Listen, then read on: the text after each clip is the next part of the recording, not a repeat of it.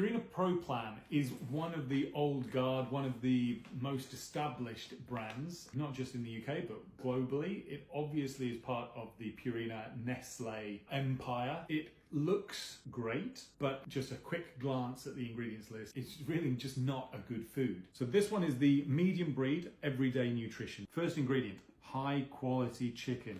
Doesn't say in which way that is high quality. But it is good to see the first ingredient as meat. It is only 20%. It is also fresh meat, so it will reduce considerably in the finished product as it loses its moisture. It doesn't say that it's free range. It doesn't say that it's organic. I'm not sure in what way this is high quality. We will take them at their word. Next ingredient, wheat. So every dry food needs a carbohydrate to bind the biscuit. I would argue that wheat is the worst possible choice. It just has the highest incidence of causing upsets. So not great for dogs with sensitivities, sensitive skin, sensitive digestion. After that, dried poultry protein. Doesn't say what poultry that comes from. Could come from basically anything with wings. Then we've got corn, or maize as it's sometimes labelled. That was probably the second least desirable grain. We've got white rice, not a bad ingredient, unlikely to cause any problems. It is what you might call a filler. It basically just brings starch. Animal fats, doesn't say what animals it comes from. Corn protein meal, wheat gluten, all of these things, as we know,